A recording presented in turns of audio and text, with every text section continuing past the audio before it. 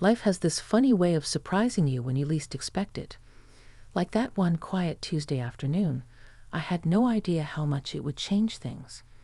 I was just cleaning the living room, humming to an old Bonnie Raitt tune, when a knock at the door pulled me out of my daydream. I opened it, and there stood my neighbor with a look in his eyes I hadn't seen before. What started as small talk turned into something that caught me completely off guard. And no, it's not what you're thinking. It was deeper, more meaningful, something I didn't even know I needed. Before I dive into the whole story, tell me, where are you watching this from? I love knowing which cities or towns you all are tuning in from. It's like sharing this little moment with friends across the country. And hey, if you enjoy these kinds of heartfelt stories, don't forget to subscribe to the channel and tap that like button. It really helps me bring you more of these real emotional journeys. Now, let me take you back to that afternoon. The sun filtered softly through the sheer curtains as I moved the coffee table aside, giving the rug one last vacuum before I'd call it done for the day. My back was already starting to protest a little, reminding me I wasn't 30 anymore. But there was something peaceful about it, the rhythm of cleaning, the fresh scent of lemon polish on the wooden shelves, the light hum of the neighborhood outside. I live in a quiet cul-de-sac in Portland. Most of the neighbors keep to themselves, but over the years, a few have become familiar faces. One of them is Thomas, the single man who lives 2 houses down. Around my age, maybe a year or 2 younger, graying at the temples but still walking like he had fire in his bones. We'd exchanged waves, polite smiles, once or twice some conversation while pulling trash cans to the curb. Nothing deep, just neighborly. That day, I was halfway through dusting the mantel when I heard the knock. Not loud, just a couple of light taps. I figured it might be a package or maybe Carla from next door needing help with her groceries again. When I opened the door and saw Thomas standing there, I blinked. "Hi, sorry to bother you," he said, shifting his weight. "I saw your front gate open and thought I'd check in. Everything all right?" It took me a second to respond. "Oh, yes. I was airing the house out a bit while cleaning. Spring dust."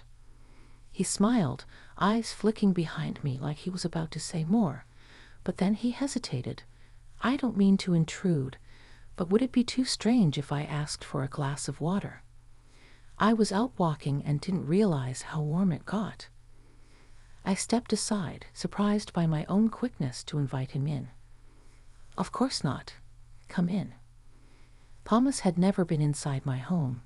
He paused at the entryway, almost like he was unsure if it was okay to step across. I guided him toward the kitchen, motioning for him to sit at the small breakfast table near the window. "You're braver than me," I said as I filled a glass at the sink. "I can't bring myself to walk in this weather unless it's absolutely necessary." He chuckled, a low, easy sound. "It clears my head. Been a rough couple of weeks at work, and walking's the only thing that helps lately." I turned, glass in hand, and noticed for the first time how tired he looked. Not in a worn-out way, but in the way people look when they've been carrying something for too long. He took the glass, fingers brushing mine briefly. "Thanks. This place smells good, like lemons and books." I laughed. That's probably accurate. I've had the same polish for 10 years, and I'm a hopeless reader. He sipped, then looked at me. "Can I ask you something weird?" My heart skipped slightly. I nodded, unsure what he meant. "Do you ever feel, I don't know, like you're in a chapter of life no one prepared you for?" His words caught me off guard, not because they were intrusive, but because they mirrored a thought I'd been carrying quietly for years. I sat across from him, hands folded. "All the time," I admitted. "It's like I did all the things I was supposed to, married young, raised kids, worked, paid off the house. And now it's like, what now?" He nodded slowly, looking into the glass. "Yeah, That's exactly it. There was a stillness between us after that, not awkward, but thoughtful. I noticed the way the sunlight highlighted the silver in his hair and the faint lines near his eyes. There was a softness in him I hadn't expected, a vulnerability that wasn't there during those short driveway chats. You know, I said, I don't think many people talk about this stage. We're expected to just settle, be content. But sometimes I feel like I'm still waiting for something. His gaze met mine again. Me too. I don't know what shifted in that moment, but it felt like the space between us got smaller. Not physically. He was still on the other side of the table, but emotionally. Like we pulled back curtains that neither of us realized were hanging between us. He glanced toward the living room. Looks nice in there. You've got a real warmth to your home. Thanks, I said, standing. Want the rest of the tour? He smiled and followed me as I led him into the freshly cleaned space. The scent of lemon still lingered. I watched him take it in, hands in his pockets, his steps unhurried. This is my favorite part, I said, pointing to the small book nook I'd created by the window. A cushioned bench, a few old novels, and a lamp with a cracked but beloved shade. It's where I go when the world gets too loud. He walked over and sat down, gently tracing a finger along the spine of a tattered paperback. I'd give anything for a place like this. My house is still a bachelor cave, cold and mostly empty. I sat across from him again. You could fix that, you know. It's never too late. He tilted his head. Isn't it? We were quiet again. And in that stillness, I felt a kind of unspoken understanding. Two people who'd spent decades being what they were supposed to be, only to realize they were still discovering who they actually were. He leaned forward slightly. You ever think maybe we're not meant to do it all alone? Not at this age. I met his eyes. I think about that more than I admit. Something shifted again, slightly softly, like a door opening just a crack. Nothing dramatic. No confessions, no declarations. Just a shared moment of honesty, suspended in golden light and the faint scent of lemon polish. I should probably head back, he said eventually, standing. I nodded, walking him to the door. Thanks for stopping by. He paused, hand on the frame. Would you mind if I stopped by again sometime? I smiled. I think I'd like that. And just like that, he left, the door clicking softly behind him. But something lingered in the air, something tender and new. And I knew deep down that the story wasn't over. It had only just begun. The next morning, I found myself lingering by the window, a half-drunk cup of coffee cooling in my hands. It was a quiet day again. No wind, no rain, just the familiar hum of suburbia. But something felt different. It wasn't just the memory of Thomas' visit. It was the feeling that something inside me had quietly shifted. After all these years, I had grown used to the routine, the rituals of being alone, of keeping busy to fill space. But after yesterday, I realized how long it had been since someone really saw me. I didn't expect him to come back so soon. Honestly, I wasn't sure if he even would. People say things in the moment, especially when emotions bubble up, but often life pulls them away again. That's what I told myself anyway, as I wiped down the kitchen counters, checked the mail, rearranged the books on the shelf for no good reason. But at 4:13 p.m., yes, I glanced at the clock. There it was again. A soft knock, just like before. I opened the door, and there he was. Same calm face, but this time he was holding something. Hi, he said. I brought you this. He held out a small potted succulent, green and stubby, nestled in a little blue ceramic pot. I'd blinked. What's this for? You mentioned you were reading Nook. Thought it might like some company. I laughed despite myself. Well, that's really sweet. Come in. He stepped in and looked around like he hadn't seen it all just yesterday. "You know," he said, handing me the pot, "I wasn't sure if it'd be weird to stop by again." "It's not," I said, placing the plant gently on the windowsill. "Honestly, I'm glad you did."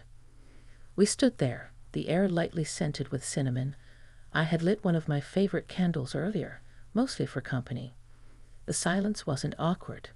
It was full of questions neither of us were rushing to ask. "Would you like some tea?"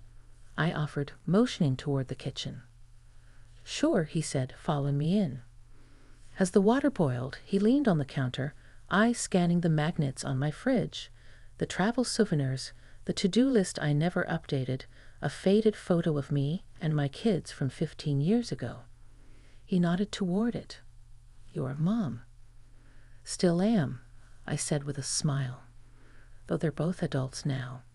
My daughter lives in Seattle. My son's in Denver. They visit when they can." He nodded slowly. "I never had kids. Never really settled down. Came close once, years ago, but it didn't work out." I turned to him, surprised by the openness. "Was it hard?" "Still is sometimes," he said quietly. "I always figured there'd be more time. And then suddenly, there isn't." The kettle whistled, and I poured us each a cup, handing his over with both hands. He took it gently, fingers brushing mine again, this time lingering just a beat longer. We moved to the living room, settling into the couch like it was the most natural thing in the world. Outside, the sky had turned that soft amber gray, the kind that makes you want to curl up with a blanket and just listen to the rain that isn't fallen yet. "So what do you do all day?" he asked. "Besides clean and obsess over furniture placement," I teased. "I read a lot. Take long baths. I bake, sometimes. Nothing very exciting." "Sounds peaceful." "It is," I admitted, "but sometimes peaceful is just another word for lonely." He looked at me then, not with pity, but with something else. Recognition maybe, or gratitude for hearing something he'd felt but never said out loud.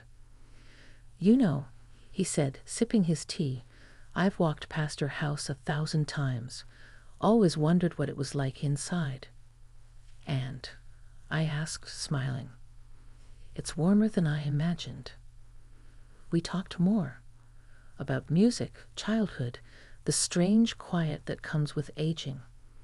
About our bodies changing, our memories softening, the joy of small things like a good cup of tea or a nap in the sunlight. I hadn't felt so connected in years. Eventually, the sky dimmed to a dusky purple, and he stood to leave. "Can I ask you something?" he said at the door. "Of course." "Would you ever want to go for a walk together? Just around the neighborhood?" I blinked, caught off guard by how much that small question stirred something in me. "I'd like that," I said. He smiled, a real one, eyes crinkling at the edges. "Tomorrow." "Sure, just not at 4. That's my guilty pleasure TV hour." He laughed. "Noted. I'll come by at 6. And then he left, the door closing with that same soft click. I stood there for a moment, heart fluttering for reasons I wasn't ready to name. It wasn't love. Not yet, but it was something. Something real. Something new. And I couldn't help but smile.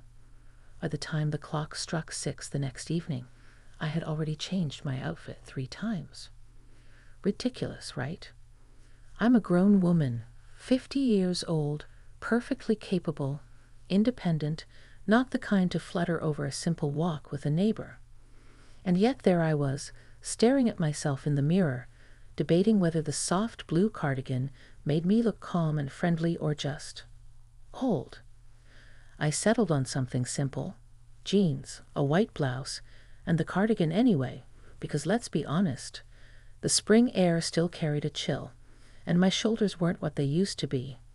I told myself it wasn't a date. We were just 2 adults walking around the neighborhood. Casual. Comfortable.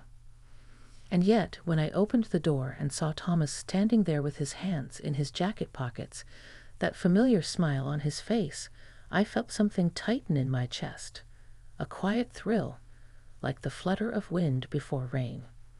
"You look nice," he said. "So do you," I replied, a little too quickly. "Ready?" He nodded, and we stepped out together into the amber light of early evening.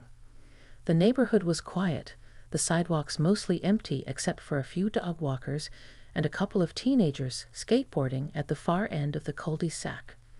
We fell into step naturally, our strides sensing without effort.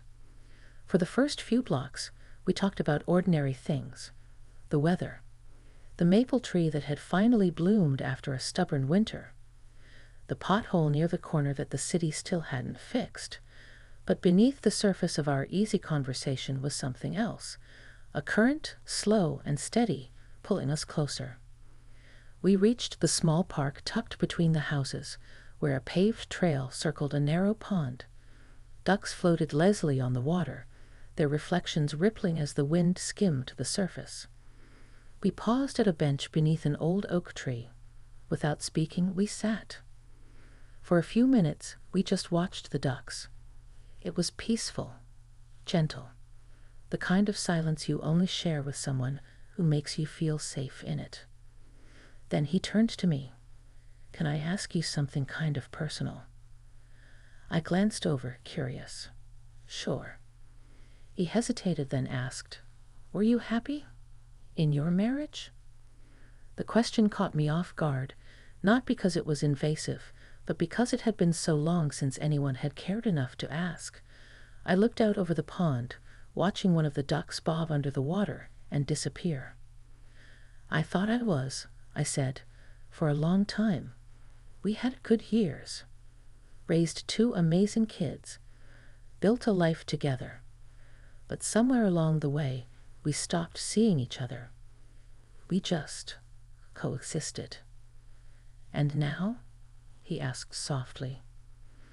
"Now, I think I'm still figuring out who I am without all the roles. Wife, mom, hostess at holidays. Now it's just me. And that's both freeing and terrifying." He nodded, as if he understood more than he let on. "I've been alone a long time," he said. "Sometimes by choice. Sometimes not. I always told myself I was better off that way. No one to disappoint. No one to lose. But lately, I've been wondering if I've just been protecting myself from something I actually need." That admission sat between us like a shared secret. He looked down at his hands. "Yesterday, after I left your house, I walked past my living room window and caught my own reflection. I looked lighter, and it scared me a little. Because I don't want to be someone who only feels good when someone else is around. But at the same time, I've missed this. Company, conversation, a voice that isn't just the TV." I felt tears prick the edges of my eyes, not out of sadness, but out of recognition. "I know exactly what you mean," I said. "It's not about needing someone to complete you. It's about wanting someone to see you, to choose you, even after all the layers." He smiled at that. "Exactly." We sat a while longer, letting the words settle. The wind picked up slightly, and I instinctively pulled my cardigan closer. Thomas noticed. "Here," he said, standing and slipping off his jacket. "Take this." "I'm fine," I protested. He held it out anyway. "Please." I gave in, letting him drape it over my shoulders. It was warm, and it smelled faintly of cedar and laundry soap. Comforting. He sat back down, closer this time. Our arms brushed. "I hope this doesn't sound too forward," he said after a pause, "but I like being around you. It's easy, like we skipped all the awkward getting-to-know-you parts." I smiled, heart thudding a little faster. I feel the same way. And then, without asking, without rushing, he reached out and gently took my hand. Just held it. No pressure, no expectations. just warmth. We sat there like that as the sky turned to a soft lavender, the ducks settling in for the night, the last of the kids leaving the park. Eventually, we stood and walked back toward our street, still hand in hand. When we reached my door, he let go. "Thank you," he said, "for tonight." "Thank you," I replied. He hesitated. "Would you maybe want to do this again? Maybe dinner next time?" I smiled. "I'd like that." And then he did something that sent a flutter right through me. He leaned in and kissed my cheek. Just the lightest brush, like a whisper. "Good night, Claire," he said. "Good night, Thomas." He turned and walked away, his silhouette slowly fading into the glow of the street lamp. I stood there for a long while, jacket still around my shoulders, heart fuller than it had been in years. Maybe life wasn't finished surprising me after all. The next few days felt like a quiet bloom in early spring, gentle, unexpected, full of promise. It wasn't just about Thomas. It was the way I suddenly noticed the soft rustling of the leaves again, the scent of morning coffee, the little thrill of anticipation when I heard a knock on the door. I hadn't felt this alive in a long time. Thomas kept his word. He called the next evening. Yes, called, and asked if I'd like to come over for dinner. His voice was calm, but carried that familiar, endearing nervousness, like he wasn't used to asking, and I wasn't used to being asked. "Nothing fancy," he said. "Just pasta, salad, and I may have picked up a bottle of wine that claims to pair well with both." I laughed. "As long as there's dessert." "There's chocolate cake," he added quickly, like he'd rehearsed it. I'm in. When I arrived at his house, it was like stepping into a different version of him. The bachelor cave he joked about was still there in parts. Minimalist furniture, shelves of books stacked haphazardly, but he'd lit candles in the dining nook, and there was music playing softly in the background. Jazz. Ella Fitzgerald, I think. "Welcome," he said, a little sheepishly. "It smells amazing." He led me to the kitchen, where he laid everything out neatly. Steaming pasta, fresh arugula salad with lemon vinaigrette, a small decanter of red wine. 2 plates, 2 glasses, and folded cloth napkins that didn't match, but in the most charming way. As we ate, we talked more openly than we ever had before. He told me about his youth, how he'd almost moved to New York to pursue writing, but stayed to care for his aging parents instead. About the woman he loved in his 30s, who left him because she wanted children, and he wasn't ready. About the silence that crept into his life afterward, so slowly he didn't realize how loud it had become until it was all he could hear. I told him about my marriage, how it felt like a slow unraveling, not with anger or drama, but indifference. How I spent years giving pieces of myself away until I realized I barely recognized the woman in the mirror. About the fear of starting over at 50, when most people think the story is already written. He listened, really listened. His eyes never drifted, his posture never shifted impatiently. And I did the same for him. There was something beautiful about it. 2 people not trying to impress each other, not performing. Just being. After dinner, we moved to his small den. He handed me a mug of tea, and we sat on the couch, closer this time, our legs touching lightly. The candlelight flickered between us. "I don't know where this is going," he said after a long silence, his voice almost a whisper. "And I'm not in a rush to define it, but I know this. Being with you feels good, easy, like I've known you longer than I have." I looked at him, my heart both racing and steady. It feels the same for me. He reached out and gently tucked a strand of hair behind my ear. His hand lingered at the side of my face, fingers warm against my skin. And then he kissed me. It wasn't rushed. It wasn't desperate. It was soft and sure and patient, like a question asked without words, and the answer was yes. When we pulled apart, neither of us spoke. We didn't need to. Later, as he walked me home under the night sky, our hands intertwined, I realized how rare this was. This quiet beginning. This kind of connection that isn't built on passion alone, but on understanding. On being seen and accepted not for who we used to be or who we pretended to be, but for who we actually are. At my doorstep, he paused. "Claire," he said, "I know we've only just started something here, but I want you to know I'm not going anywhere." I touched his arm, eyes meeting his. "And I'm not asking you to rush anything. Let's just walk this together. See where it goes." He nodded, smiling, slow and steady.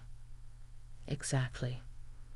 He kissed me again, another soft, lingering kiss, and then he walked away, turning once to wave before disappearing down the path. I stepped inside and leaned against the closed door, smiling like a teenager. But this was different. This was earned, grown, deep. And for the first time in a long time, I felt it. Hope. Not the kind that wishes on stars, but the kind that knows it's never too late. That even at 50, life can surprise you with something tender, real, and new. That love, real, grounded, and mutual, can find you, even after all the years you thought you'd missed your chance. And this time, I was ready to receive it.